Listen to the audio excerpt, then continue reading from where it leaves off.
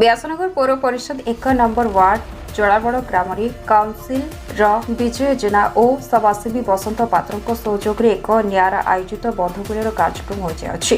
ଏହି କାର୍ଯ୍ୟକ୍ରମରେ ରାଜ୍ୟ ବିଜୁ ଜନତା ଦଳର ଉପସଭାପତି ପ୍ରଣବ ପ୍ରକାଶ ଦାସ ଯୋଗଦେବା ସହ ଗ୍ରାମରେ ରଙ୍ଗୀନ ଆଲୋକକୁ ଉଦ୍ଘାଟନ କଲେ। ପରେ ନିର୍ବାଚନ ମଣ୍ଡଳୀରୁ ବିଜୁ ଜନତା ଦଳର ସମସ୍ତ କର୍ମୀ ଯୋଗ ଦେଇଥିବା ବେଳେ ବନ୍ଧୁ ମିଳନ ଉତ୍ସବ ଅନୁଷ୍ଠିତ ହୋଇଥିଲା।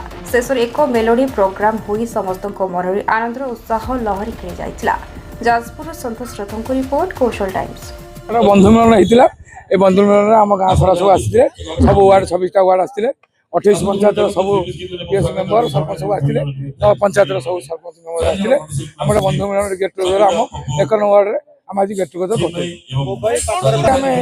आगुरी तो आम 2009 रु आमर पुरी निर्वाचन मंडली है आगुरी सुकिंदा निर्वाचन मंडली थी 2009 रु आम विगत 3 थर कि 4 थर है आम पबाई पाई बहुत खुशी अच्छु कारण ओडिशार गोटे आगधाड़ी नेता आम पाई बहुत आम वार्डवासी आ समस्ते आम खुशी अच्छे भल पाइबा देखिए आम वार्ड बेस डेभलप देखिकी प्लस आमर आज लाइट जो 64टा पोल एलईडी लाइट पूरा लगा देखिए बहुत खुशी है म्यूनिसिपालिटी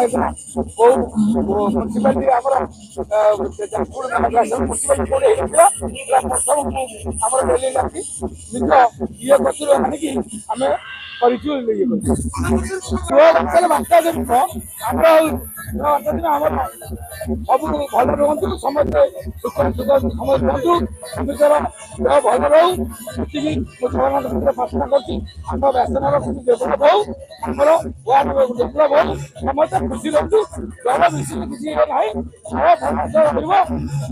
सब डेभलप हो।